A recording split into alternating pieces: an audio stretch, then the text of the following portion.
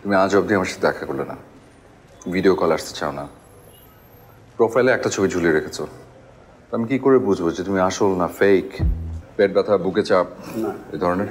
না এখন আলহামদুলিল্লাহ। তাহলে আগের ওষুধগুলোই কন্টিনিউ করুক, ঠিক আছে? আপনি তাহলে আবার 1 মাস পরে এসে আবার চেক আপ করার জন্য। ঠিক আছে, ঠিক আছে, দোয়া করেন আমার জন্য। জি, আসসালামু আলাইকুম। হ্যাঁ,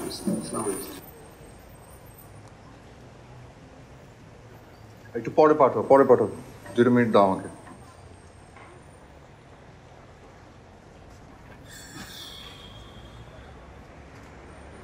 সরি, রুগী দেখছিলাম।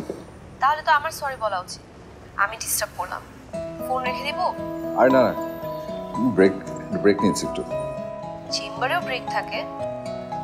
ব্রেক থাকে না, মানে ওই রুগী দেখতে দেখতে মাথার মধ্যে জ্যাম লেগে যায়, তখন একটু প্রিয় কোনো মানুষের সাথে কথা বলতে হয়, তখন জ্যাম খোলে। আমি তোমার প্রিয়? শুধু প্রিয় না, তাহলে? প্রিয়তমা। আচ্ছা, জানতাম না তো। আচ্ছা করে রাখি, শোনো, রুগী অপেক্ষা করছে, আমি আবার পরে ফ্রি হয়ে কল দিব। ওকে ওকে, বাই বাই।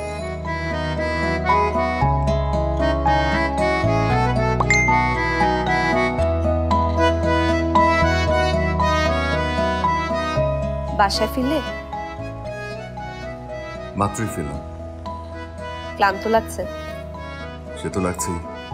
বেশি ভালো ডাক্তার হবার কুফা, জমজমার চেম্বার, অনেক রোগী, এত রোগী দেখলে তো ক্লান্ত লাগবে। আমি রোগী নিয়ে ক্লান্ত না, আমার সমস্যা নিজের রোগের জন্য।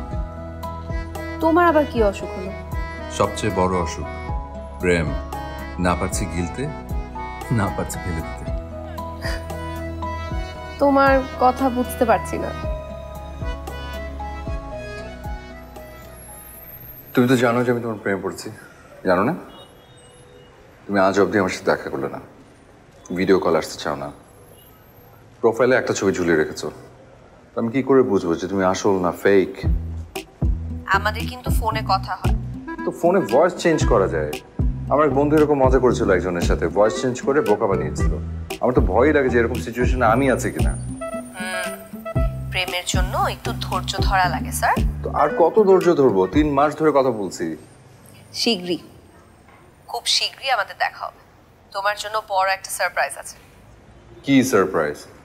লম্বা দাড়ি গোফালা একজন নুসরাত জাহান বলে আমার সামনে এসে দাঁড়িয়ে আমাকে সারপ্রাইজ দিবে, এরকম সারপ্রাইজ?